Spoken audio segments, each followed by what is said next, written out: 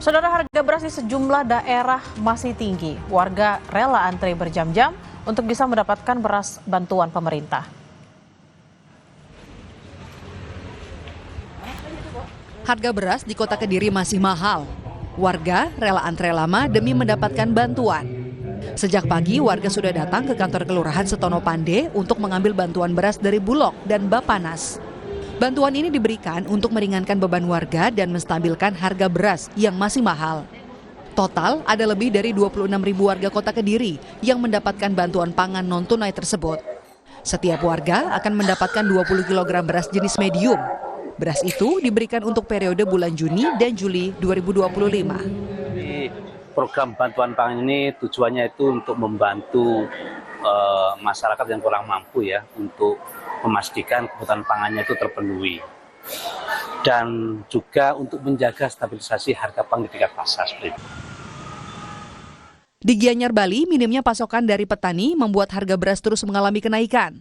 Tidak saja beras Bali, kenaikan juga terjadi pada beras jenis lainnya. Akibatnya, pedagang memilih menurunkan jumlah stok beras untuk menghindari kerugian. Berapa, Bu? Naiknya per saknya itu bisa 5.000 gitu. Per kilonya? Per kilonya paling naik 500 Rp500. Sejak kapan, Bu, kenaikan? Ada kurang lebih 2 minggu ya, pas 1 bulan. Kira-kira apa penyebabnya, Bu? Nggak tahu. Nggak tahu ya. Ya. Dari semua jenis beras itu naik? Semuanya naik, apalagi beras Bali sulit lagi dicari. Naik terus ya? Pengaruh besar. Gimana, Bu, omsetnya? Menurun lah jelas. Berapa persen? Nggak bisa beli. Oke. Biasanya berapa kilo per hari dikurangi gitu? Dikurangin jelas. Berapa, Bu? Kalau saya kan beli ya 3 kilo, beli 2,5 sekarang. Dengan adanya kenaikan harga beras ini, masyarakat memilih mengurangi pembelian beras mereka untuk kebutuhan sehari-hari. Mereka berharap harga beras bisa kembali turun dan bisa dijangkau. Tim Liputan, Kompas TV. Saudara, Kepala Satgas Pangan Polri Brigjen Helvi Asegaf dalam konferensi pers di Barreskrim Polri telah memeriksa lebih dari 200 merek beras premium dan medium yang beredar di masyarakat. Hasilnya, sejumlah produsen beras dinyatakan tak sesuai standar mutu. Dari penyelidikan yang dilakukan Satgas Pangan, ada 9 merek beras premium dan medium yang diuji laboratorium. Hasilnya, saudara, 5 merek dinyatakan tak sesuai standar mutu. Dari hasil penyidikan, ada 3 produsen yang menjual 5 merek beras premium tersebut, yaitu PT PIM dengan merek Sania, PT FS dengan merek Setra Ramos Merah dan Biru, Setra Ramos Pulen, serta Tokyo SY dengan merek Jelita dan Anak Kembar. 5 merek yang sudah ada hasilnya, yaitu beras premium yang tidak memenuhi standar mutu. Sehingga kita lanjutkan untuk membuat laporan polisi tersebut dan melakukan proses penegakan hukum lain terhadap produsen maupun hasil daripada temuan yang telah disampaikan oleh ahli dari laboratorium. Hasil penyidikan sementara ditemukan tidak produsen atas 5 merek tersebut, yaitu merek beras premium. Kemudian penyidik melakukan upaya paksa, yaitu berupa penggeledahan, melakukan penyegelan atau status quo, serta penyitaan di TKP, tempat produksi, gudang, retail maupun kantor. Di Palembang, Sumatera Selatan, beras SPHP memiliki kemasan baru. Hal ini sebagai imbas dugaan pengoplosan beras SPHP yang beredar di masyarakat, saudara. Proses distribusi beras SPHP sebelumnya sempat dihentikan selama kurang lebih 3 bulan sejak 30 April 2025. Hal inilah yang diduga menjadi kesempatan pihak tak bertanggung jawab melakukan pengoplosan beras SPHP. Terindikasi berasnya oplosan atau palsu. Nah, itu sudah kita tunjukkan tadi bahwa untuk beras yang asli dari penugasan pemerintah, dari cadangan beras pemerintah adalah ada lambang Garuda, Kemenko bidang pangan, dan ada lambang Bulog yang baru. Nah, itu dapat dipastikan itu adalah dari Bulog. Kenapa? Karena mungkin pedagang itu memanfaatkan 3 bulan kosongnya penugasan ini SPHP, jadi dimanfaatkan oleh mereka untuk menjual beras SPHP yang tidak asli. Sementara itu, Saudara, Satgas Pangan Kota Medan menemukan 2 merek beras premium yang diduga dioplos masih dijual di 2 toko. Satgas mendapatkan data beras yang diduga dioplos tersebut dari Kementerian Pertanian. Satgas pun menyebut telah mengambil sampel beras dan kini tengah diuji oleh Dinas Ketahanan Pangan. Sebelumnya Kementerian Pertanian merilis 212 merek beras yang beredar di pasaran namun tidak sesuai standar.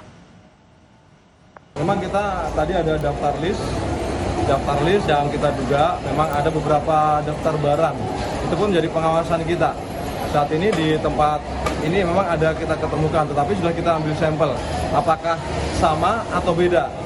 Ya, ini apakah produk yang ada di sini apakah sesuai dengan kualitas premium atau memang sesuai temuan yang sebelumnya.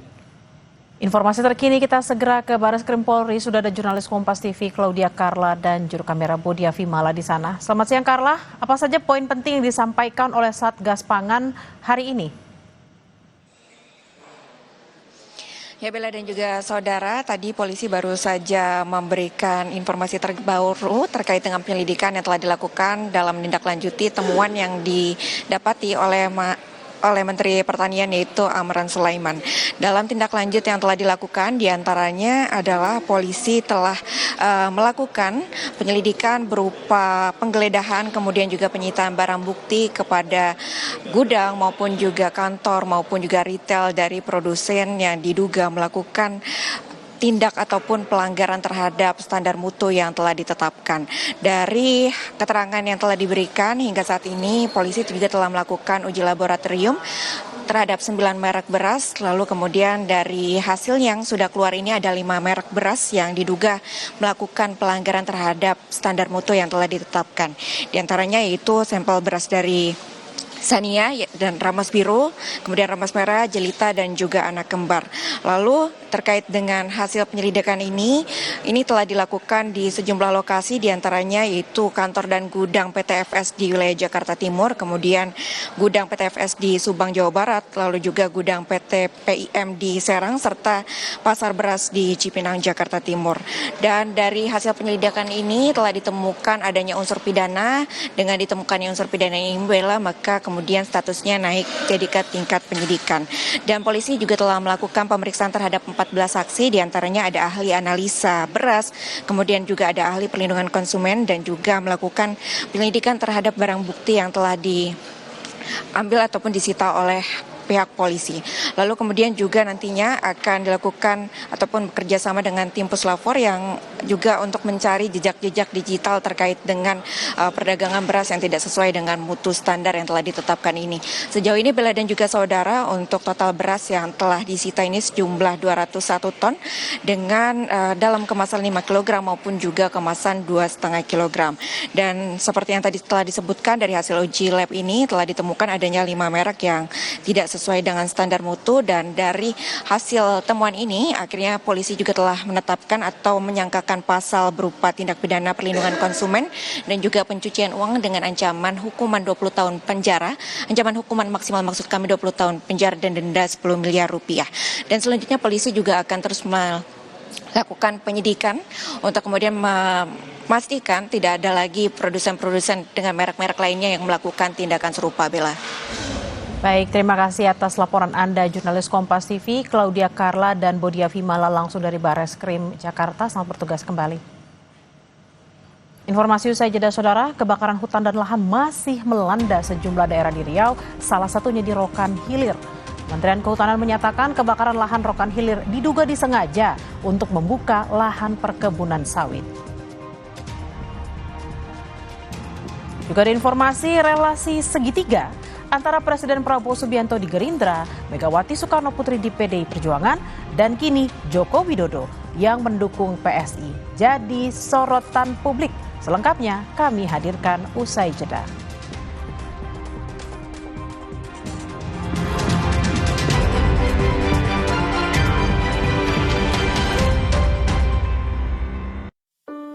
PT PT PLN Persero Unit Induk Pembangunan Sulawesi berkomitmen dalam menjalankan transisi energi untuk mendukung tercapainya net zero emission dengan menghadirkan infrastruktur berbasis EBT di Sulawesi yang selaras dengan RUPTL 2025-2034. Hal ini menjadi wujud kesiapan PLN dalam memenuhi kebutuhan listrik masyarakat serta pelaku industri dalam menyediakan pasokan listrik yang andal, berkelanjutan, dan ramah lingkungan.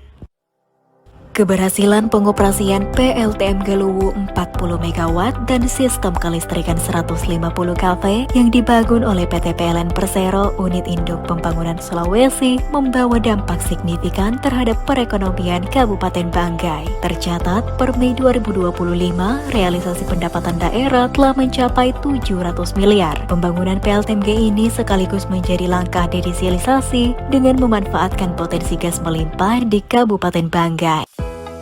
PT PLN Persero Unit Induk Pembangunan Sulawesi dukung perekonomian UMK lokal dengan memberikan bantuan kepada kelompok tani Kopsi Batui di Kabupaten Banggai berupa alat pendukung proses produksi kopi yang mampu meningkatkan kualitas dan kuantitas kopi serta hak pengelolaan kebun kopi di bawah jaringan transmisi 150 kV dan di sekitar proyek pembangunan PLTM Geluwu 40 MW. Bantuan ini menjadi contoh nyata kepedulian PLN untuk rakyat. PT PLN Persero Unit Induk Pembangunan Sulawesi membuka pintu bagi media untuk berkunjung ke PLTM Geluwu 40 MW yang berlokasi di Kabupaten Banggai, Sulawesi Tengah sebagai bentuk keterbukaan PLN untuk rakyat dalam perkembangan operasional PLTM Geluwu yang menggunakan teknologi mesin Rolls-Royce dengan konfigurasi 5x8 MW. Infrastruktur yang dibangun untuk menggantikan PLTD yang merupakan upaya dari PLN dalam mendukung swasembada energi. Jontor nih. Aku biduran, obatnya yang depannya in.